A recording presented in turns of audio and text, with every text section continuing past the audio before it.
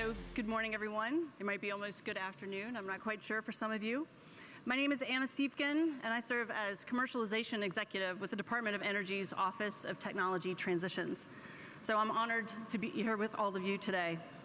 So government's role in funding has changed and evolved significantly in recent years, and that evolution continues to fine-tune how we at the Department of Energy help organizations like many of yours deliver technologies to market at an even faster clip. And as you know, moving quickly is an imperative. The focus of our session is not only on how we support the challenges to tech to market and create mechanisms for funding across the department, but also to shed light on the research, development, demonstration, and deployment continuum as each of our offices helps with a piece of that journey. So our role at OTT is to expand the commercial impact of DOE's research investments by working with diverse stakeholders to connect opportunities and shape the ecosystem that enables meaningful impact for technologies. So let's dive in. Let me introduce the panelists. So I'm pleased this morning to be with such an esteemed group of experts. So we have first Dr. James Zahler, Associate Director for Tech to Market at ARPA-E, Kelly Cummins, who's the Acting Director and Principal Deputy Director for DOE's Office of Clean Energy Demonstrations. Brian Goldstein is Senior Consultant in the DOE Loan Program Office. And Jeremiah Baumann is Chief of Staff, DOE Office of the Undersecretary for Infrastructure. So thank you all for being here. Let me start with a question that helps with sort of framing for all of us. So there have been numerous changes announced within the DOE recently, including the addition of a number of different organizations, a new Undersecretary for Infrastructure, new offices like the Office of Clean Energy Demonstrations, Grid Deployment Office, the Office of Manufacturing and Energy Supply Chains, the Office of State and Community Energy Programs. So if you could talk for a few minutes about the specific vision, charge, and mission, including any differences from past administrations. So what opportunities are either new or on the horizon? So James, let's start with you. Well, so I'm James. I'm here from ARPA-E.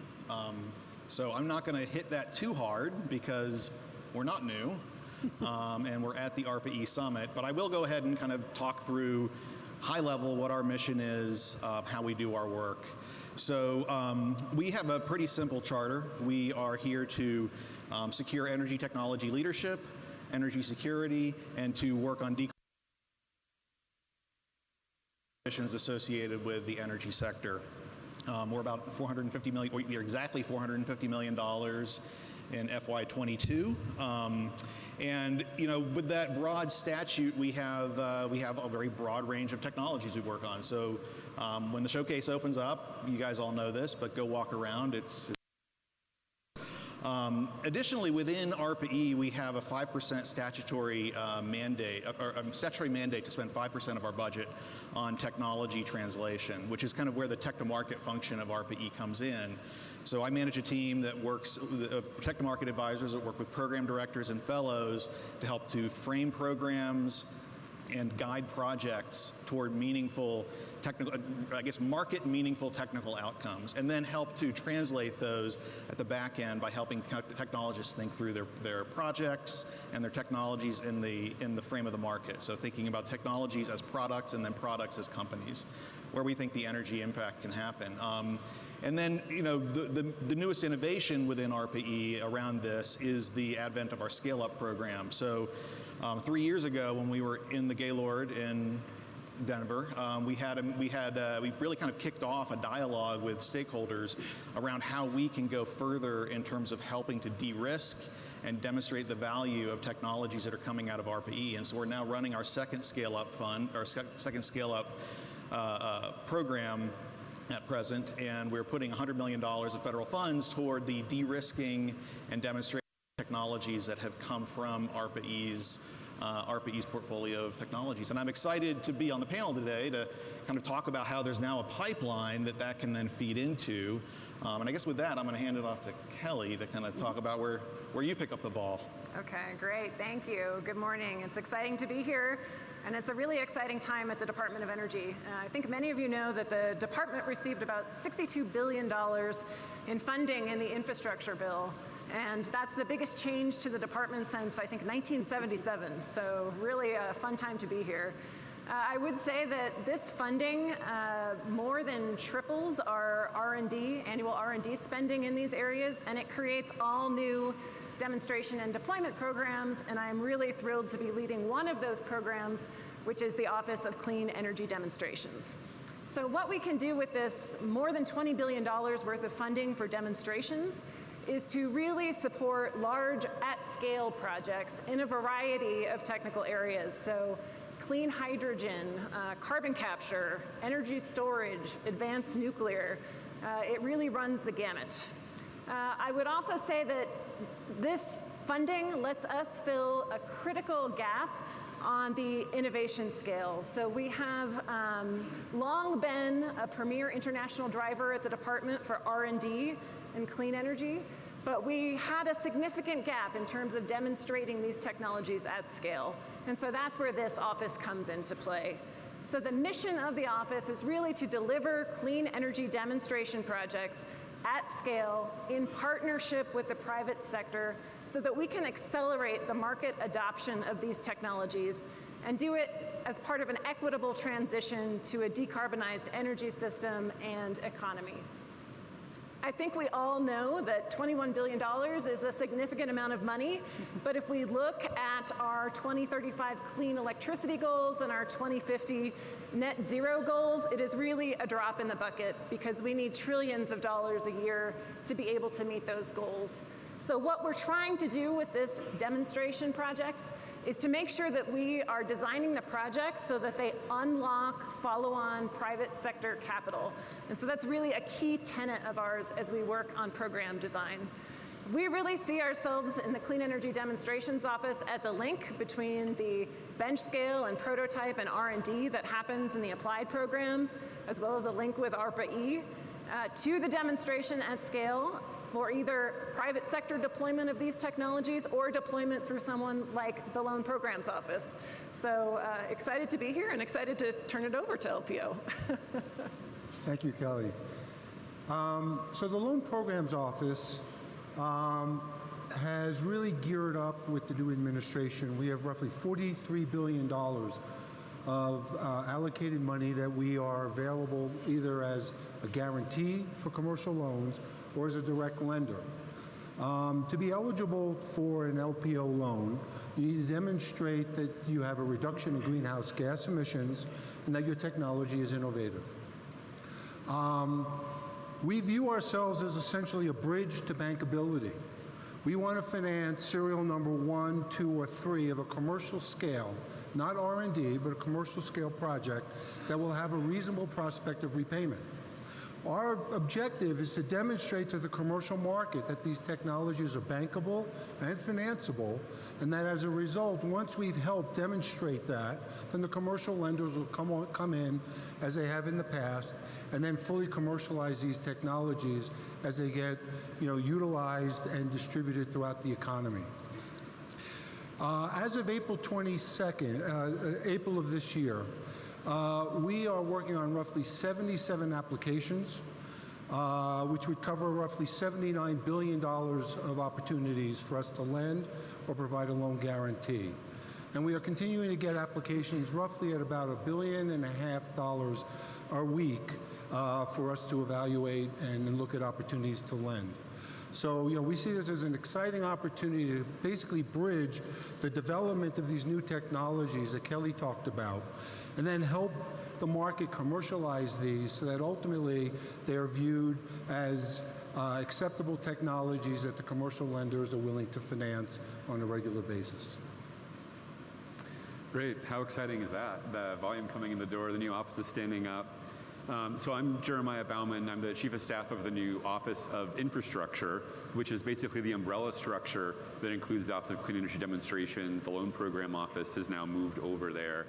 And it really it represents a new expanded scope of mission for the entire department. As Kelly was referring to, about 80% of our funding on the energy sector historically has been in the earlier stage research and development parts of the innovation spectrum. Well, with the bipartisan infrastructure law that passed just more than 6 months ago, 95% of this new $62 billion in funding is in those latter stages, demonstration as well as deployment. And so the Secretary decided to embrace that mission, that 5 to 10 years really, to spend out that kind of investment in modernizing and upgrading our infrastructure, in demonstrating and deploying the clean energy technologies it'll take to meet a net zero economy goal.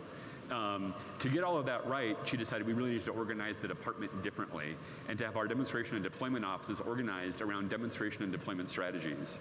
So the Office of Infrastructure includes demonstration activities, it includes deployment activities, a grid deployment office, an Office of Manufacturing and Energy Supply Chains to literally deploy manufacturing capacity. We just opened a funding opportunity to build most of the supply chain involved in battery manufacturing here in the US. And also to specialize in community level deployment. So our Office of Indian Energy Policies and Programs moved to the Office of Infrastructure, and we set up a new Office of State and Community Energy Programs that really focus on helping states and communities that are putting policies into place left and right every week in this country, that are working with the private sector on active deployment of existing technologies, wind, solar, storage, building technologies that are already cost competitive with traditional energy, but also building up those systems so that DOE is ready to help those key parts of the deployment ecosystem be ready to help engage in the deployment of these new technologies as they're emerging as well. So we really do see it as a much broader mission, huge investment of resources. And the last thing I'll mention about the new mission is we see there a huge responsibility to get it right. There are sort of the obvious goals around modernizing, upgrading our infrastructure, around rebuilding American manufacturing, around meeting our carbon goals by deploying low carbon technology. But there are also some cross-cutting goals that we think are important to make sure that the new energy economy that we and everybody in this room, I think, embraces a mission of building, is built in a sustainable way on social fronts. So that means embracing the president's equity goals, that we build this in a way that is more equitable than our energy economy has sometimes been. That we embrace good quality jobs with better wages and benefits, with free and fair access to collective bargaining, and that we take care of communities like energy transition communities that are threatened by job loss and other economic consequences as traditional fossil technologies start to decline, and make sure they have an active role and people are actively planning for how they can contribute, repurposing their assets, their workforce, to be part of this new energy economy as well. So there's a lot ahead of us. That we could pull from all of those different comments. I especially appreciate the idea of the continuum, and we're sitting in order here pretty much. We wanted to make sure that we showed you all the way through how a particular technology could come into the office and continue through. But there are people who are in this audience who have not worked with the DOE before. So I want to sort of dive in a little bit deeper into how someone could get involved. Like, what is the way to get involved? So Kelly, let's have you start on that one. Sure, happy to start. I think I mentioned that one of the measures of success for the demonstration projects that we will be executing is to make sure that those demonstration projects really buy down the risks that will enable the follow-on private sector capital. And the only way that we're going to know whether we are buying down the right risks to unlock that follow-on investment is to engage with the private sector early and often. So one of the key tenets of this new office is to make sure that we are doing that outreach. We just hired a director of engagement who is focused on this. We have an engagement email address where I will make sure it is available, where people can email us, and we are happy to talk with anyone who is interested in talking with us and exploring a conversation. I would also say that there are more formal ways to participate as well. As we're doing the program design for a lot of these major provisions in the infrastructure bill, our first step in a lot of cases has been to issue an official request for information, where we really want feedback from our stakeholders to help inform our program designs. For the $8 billion for the hydrogen hubs, we had an RFI that closed in March. We got 5,000 pages of comments, really great feedback, and we're going through those now as we work on the first funding opportunity announcement. Same thing for the carbon management provisions. We issued an RFI that closed in February. I think we had 3,000 pages of great feedback in that RFI, and again, that will be used to inform the program design. We also did a round of applicant education workshops around the country where we got to meet face-to-face with potential applicants. I would also just flag that we have about $500 million for demonstrations, and that request for information is on the street right now. So if you're interested in a demonstration project in that area, please make sure to check it out and give us any of your feedback. With respect to the Loan Programs Office, there's a number of solicitations that are out there. You can obviously see them on our website, which provide the parameters upon which an applicant would submit their application, and I can quickly go through what that process is. But think of it as an innovative clean energy process. If you have a project that is related to innovative clean energy, that could be either renewables, it could be fossil fuel related, it could also be innovative nuclear related. We have capacity to lend into all three of those areas. Separately, we also have an ATVM program, which can support advanced technology vehicle manufacturing. So we're working on a number of projects where we have applicants who are developing innovative battery technologies and manufacturing plants. And then we also separately, not fully related to this conference, have a title program with tribal investment. There is a regular process in which an application gets put in. We evaluate that process to determine its eligibility. As I mentioned earlier, we need to demonstrate with our technical team the reduction in greenhouse gas emissions as compared to business as usual. In addition, we also evaluate the application to determine and confirm that it's innovative. Once that application has met those thresholds, we then invite the applicant to provide the balance of an application. And in that application, what you would typically provide to your lender. It would be the full due diligence data dump, if you will. And then we'll review that to ensure completeness, and then we'll engage in working on due diligence as you would normally do with any of your other lender interactions that you've had in the past. One of the innovations that we've made under the new administration is that the cost for the consultants that we would engage does not need to be borne until we are ready to close the financing. And so in a lot of ways, we've tried to make it more friendly to our applicants so that they can engage with us, determine their eligibility, ensure that we can move forward and come up with a financing that is attractive to the applicant and conforms with our credit requirements, and ensure that we have a meeting of the minds before there's a significant investment required to work with the program by the applicants. We do encourage you up front to approach us, explore with us whether or not your opportunity is something that would warrant an application. We have developed an outreach group that specific purpose is to work with applicants on an early stage and help really encourage and get you into the program and ensure that your time is used efficiently and effectively. Those are great answers. I would just add two things. One, go to the DOE website, energy.gov. The $62 billion in the bipartisan infrastructure law is spread across 72 programs. 60 of them did not exist when the law passed 6 months ago, so we are madly designing program criteria, eligible entities, descriptions, priorities for how we'll pick projects, all of that. And as Kelly mentioned, these programs all go through a request for information and public comment process. All those programs and sort of where we're at in the process are listed on the DOE website with a link to a little blurb on what's known about the program so far, what kind of the current status in terms of next steps are, whether there's a comment period open now or upcoming, whether there's a notice of intent, which is sort of a rough program design that may also be under public comment, and then if we know it yet, when the funding opportunities will open up. So I'd mention that. The second thing I would mention is, especially if you're looking to demonstrate or deploy your technology, engage with potential communities that you're looking to deploy or demonstrate that technology in. For one thing, a number of the programs actually flow through state or local government or tribal government in some cases.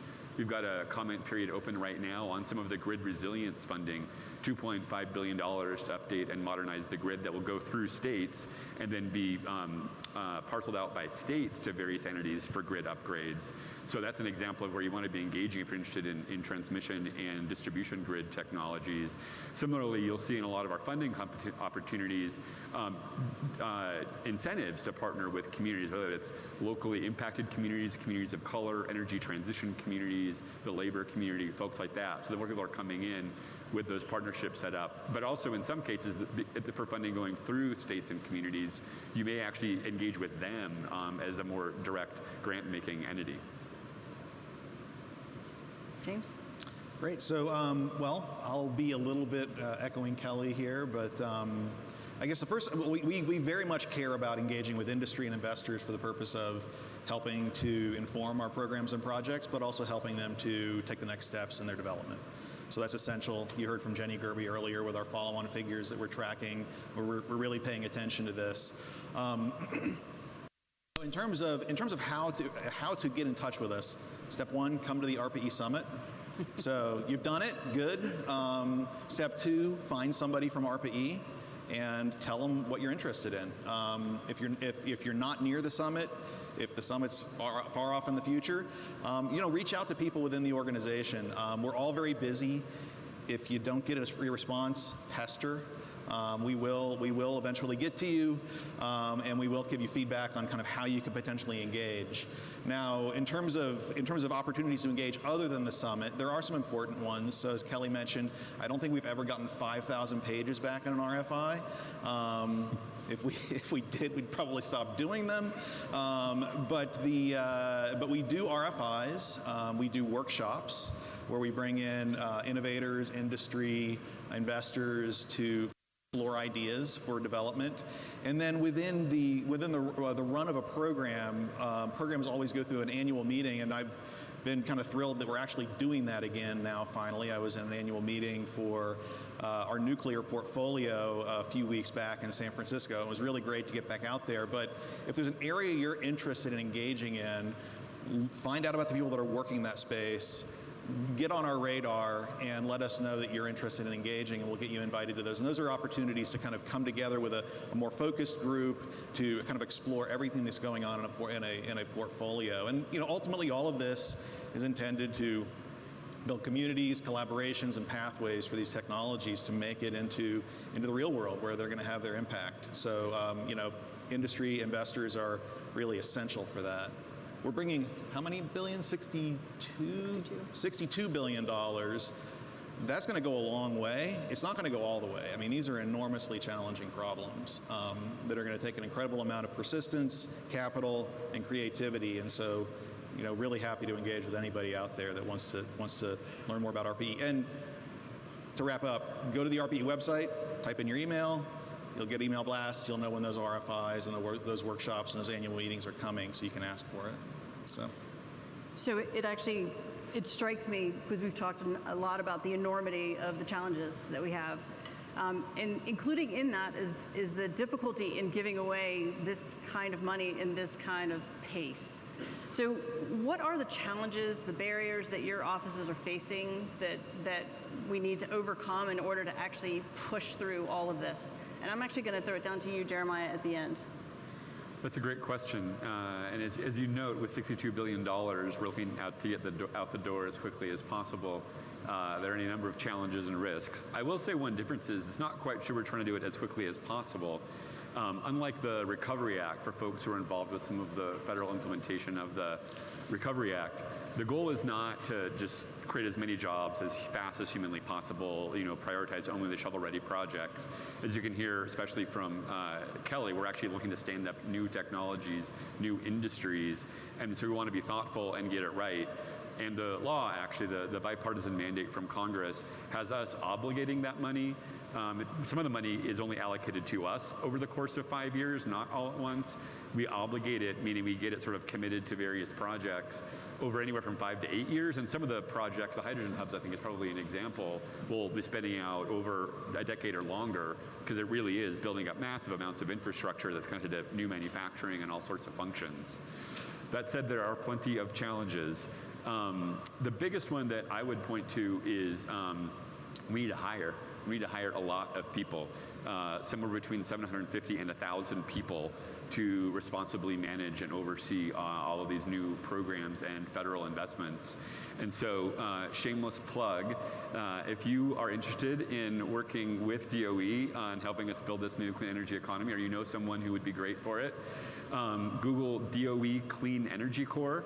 It's actually a new expedited federal hiring system that is direct hiring that gets through a lot of the some of the more complicated long-term hiring process some of you may have experienced in the past if you've looked at federal employment. So the Clean Energy Corps is where we're looking to hire literally hundreds of people, and it refers to our entire team across DOE that's working to build all these new technologies out.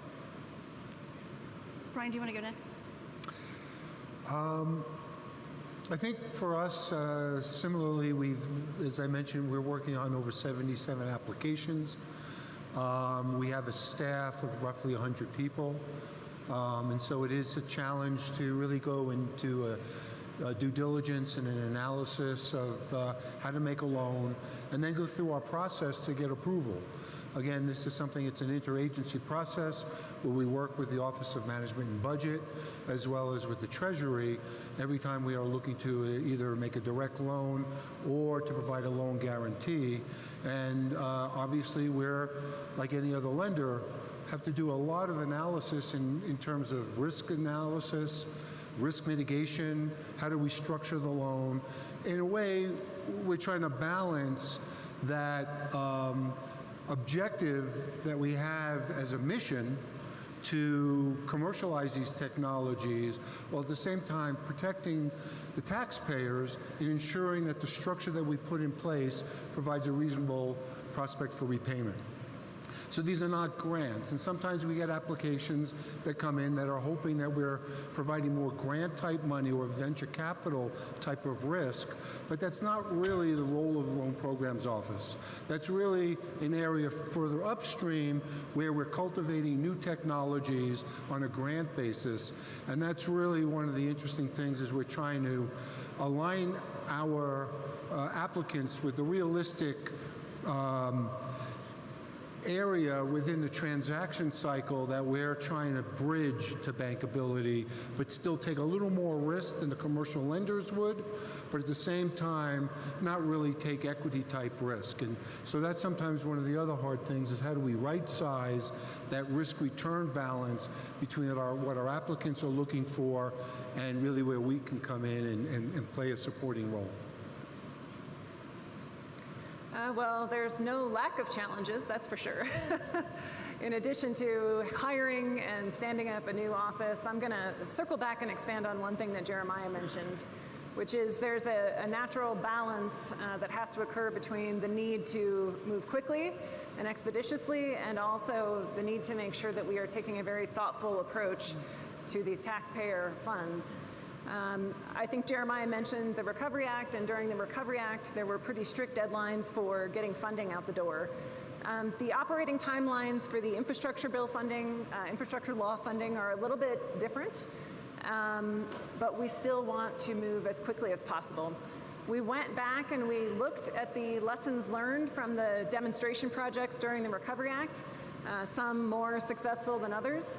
And one of the takeaways was that you need to make sure that you plan enough time to do the front end of the projects well. And when I say the front end, I'm really talking about being thoughtful on the program design to make sure you're meeting your long-term goals, making sure that you have enough time to do the due diligence to make sure that you're identifying the technical, financial, and management risks. And then finally, with the selectees, making sure that they have enough time to plan for the design, the siting, the permitting, the NEPA issues, time to do that community engagement. And so you'll see that reflected in our approach to these large demonstration projects through a phased process. So really trying to incorporate those lessons learned so we can improve upon our track record. James? Cool. So very different set of challenges or circumstances around ARPA-E than the folks that just got much money dumped on them. So the biggest challenge we face is we need billions of dollars, and we didn't get it.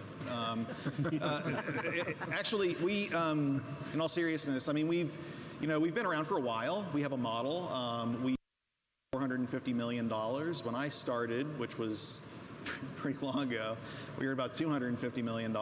So, we tend to fund things at a fairly early stage, and as such, finding enough projects, enough areas to explore within a calendar year or a fiscal year becomes a bit of an issue, right? So over time, and people that have been engaging with ARPA-E will recognize this. When I joined, and I'm probably overgeneralizing here, it was 3 years, $30 million, here's a program, go. And now we have programs that are more nuanced. We are trying to think through down selects, longer durations, larger price tags, and commensurate with the technical challenges that are being faced and with our growing budget. And then once again, we've got scale up on the back end where we're recognizing that there are opportunities for us to take these things further and position them to the point where they either get picked up by private sector or they go into OCED and then they go to LPO and then eventually they save the world. So so that's kind of how we've evolved. So it's a much less abrupt thing for us. Now in terms of challenges, I guess I'm going to say the same thing as everybody else, but I'm going to say you should really come to ARPA-E and work with us. So I mean, people is the challenge, right? So we need talented people. We need to kind of continue to diversify the set of skills that we have as we go further downstream. People that are good at thinking about technologies from the perspective of a product that can support a company. And then we need creative tech to market advisors and program directors and fellows that can help us build these programs. The agency, as probably many of you in the audience realize, has a built-in turnover to it. We hire with special hiring authority. We hire for 3 years. We generally extend, sometimes as long as me. But eventually people leave, and as we grow and churn, we have a serious need for new talent. And it gives us, it'll also give us the opportunity to, I mean, we heard about diversity and inclusion earlier, gives us the opportunity as we turn over to start to better reflect the demographics of the country we deserve and get more points of view into the agency as well. So I guess I will end by saying tomorrow evening there is a panel session that's focused on working at ARPA-E. Come to that, ask us about working at ARPA-E. If you can't make that panel session, just like the industry engagement, just come and pester us. You're here, and we'd love to hear what you have for ideas for programs or commercialization, you name it. So, yeah. Excellent, excellent shameless plug there.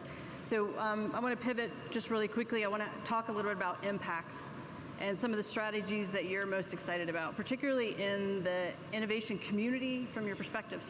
So what are some things that you're the most excited about, and how does that vision translate to 10 years from now? And Brian, I think you haven't started. Why don't you start this one? On a personal level, I've spent most of my career as a commercial lender or investment banker. And being able to get involved with LPO and get involved with early stage projects that are being commercialized with these new, very important technologies is incredibly personally rewarding. But one thing I would like to touch on real quick is this continuum that we're showing you here. We're now working with an applicant who is commercializing a methane detection technology. And this technology was originally developed by ARPA-E that they've now been utilizing as they're commercializing it. So what I'm excited about is seeing in real life the opportunity for us to provide that first financing on a commercial scale of a technology that we collectively helped develop, starting at ARPA-E, moving it along to a point where once we've done with this financing, I'm highly confident that this company is going to be able to access the equity markets as well as additional commercial lending as it continues to build out its platform, as it continues to grow. Jeremiah, how about you? I think I'm probably most excited about the cumulative impact across all of these programs, and especially the impact in terms of the impact on the economy, a more modern economy with modern infrastructure, a more sustainable economy, an economy actually on track to hit decarbonization targets. And I think where it comes from, and the part that I think is going to be exciting to figure out together, and I mean not just DOE, but DOE with our private sector partners, with states and communities across the country, is sort of how these different technologies and programs all come together to add up to a total that is greater than the sum of its parts. I think a lot about a challenge we have, which is how to leverage these funds. Kelly talked about about designing demonstration projects so that there's follow-on private capital, so there's private sector uptake as the demonstration shows that private sector, the technology works. I think a lot about our state and community energy programs, where programs like State Energy Program, Energy Efficiency Block Grant Program, Weatherization Program, they go out to literally hundreds, 1,800 total communities will receive some size of grant, often very small. But we're also in an incredible moment when it comes to clean energy technology because so many of the technologies have now come so far so quickly. I mean, the cost curve projections that the last speaker showed, right? Solar, wind, storage, building technologies are cost competitive now. There's private sector parties, third-party financing available. How can we use those small community and state grants to help them take advantage of those opportunities for those existing technologies, for new technologies, help them plug into the next generation of technologies that's going to get us from the 70 to 80% decarbonized grid to 100% decarbonized grid, whether it's hydrogen or energy storage or nuclear, most likely some mix of the above in different parts of the country. So I think that's the sort of vision and the potential we have if we take advantage of all these programs. And especially, I should not fail to add, if Congress gets those tax credits done, which will cement the rest of the economics here to really speed us along this trajectory we're hopefully on. Yep. And I would just love to follow up on that because for me, it's also about the cumulative impact, Jeremiah. So I know that many of you know that these technologies are all related, even if we talk about them as different provisions or they might go out in terms of different funding opportunity announcements. The carbon management activities are related to the hydrogen hub activities, which are related to the energy storage activities, which are related to the grid upgrades that we're doing. And 10 years from now, I think we'll be able to really see the interconnection and the complementary nature of all this funding really coming together in an ecosystem, in addition to all the connective tissue that we need in terms of pipelines and transportation. So really excited to see where we are in 10 years. So James, we keep ending with you. Yeah, great, thanks. So Brian, you warmed my heart there a little bit. So maybe to kind of loop back to the example you gave on the methane detection, and then kind of riff on that from there. I guess one thing I want to give a shout out, I see Brian Wilson, founded the Monitor program over here. Somewhere in the US is Nate Gorence, a former tech to market advisor who was very influential in helping those guys succeed. And then Danny Cunningham, I think, is back in the green room, who runs our Scale Up program. And so, yeah, there's been this that's a great example of a project that's kind of leveraged everything that ARPA-E can do internally, and then how we leverage the external ecosystem to really help a technology succeed. And there are, not hundreds or thousands of examples of that yet, but there are dozens, and I think that's really exciting. And in terms of what I'm excited about, well, one, what you see on the stage. We are trying to break down these silos and have a system of programs and financing that will allow technologies to kind of leverage private sector non-dilutive funding to get to de-risk all the way through, right? And some of these, as I said earlier, are massive challenges. I think the other thing at the same time is the evolution of the private sector in the energy industry as it tries to evolve, in industry in general as it tries to decarbonize, and then all of the little things that are kind of popping up around. We do a lot of work with, we interact a lot with Greentown Labs. Greentown Labs is popping up everywhere. Activate is, was founded by Ilan Gur coming out of ARPA-E. They're franchising now and going all over the place. So I think that there's a confluence of our support, government funding, kind of enthusiasm and resources in industry, and I think it's a really exciting time to be working on these problems. So yeah, thanks. So we're almost at the end of time. I want to ask one last question, and we're going to make it rapid fire. Oh, boy. So quickly, answer the question. Give us a final insight, a thought that you haven't mentioned yet. Any last insights about clean energy at the federal level? So why don't we start with Jeremiah, and we'll come right down the list. There's so much opportunity, whether you're looking to partner with the federal government on funding at any stage of the innovation spectrum, from the lab all the way down to deployment, and there's so much opportunity to come work with us too. So go to the Clean Energy Corps website. Okay. We are here to help you try to commercialize your technology and bridge to bankability. Just to double click on something that I think others said, it's not just about decarbonization goals. We also want to make sure that these demonstration projects are providing good jobs, they're helping to revitalize the domestic industrial base, and that the benefits from these projects are flowing to disadvantaged communities. That's all part of our look on these demonstrations. Well, what they said, right? So no, I think it's a great time to be working with the government. There's money available. There's a willingness to really take on some risks and do some really exciting work in any capacity, as an innovator, as an employee, as an industry partner. So seek us out and help us all achieve this mission. Yep, so thank you so much to our panelists today. I want to emphasize that I think most of us are here for most of the week, so find us, ask us questions. There are other folks on our teams that are also here, and we're just really looking forward to meeting you and having these opportunities come forward. As I mentioned, time is of the essence. We're not rushing. We're moving forward judiciously, thoroughly, thoughtfully, but thank you all again. Thank you so much. Thank you.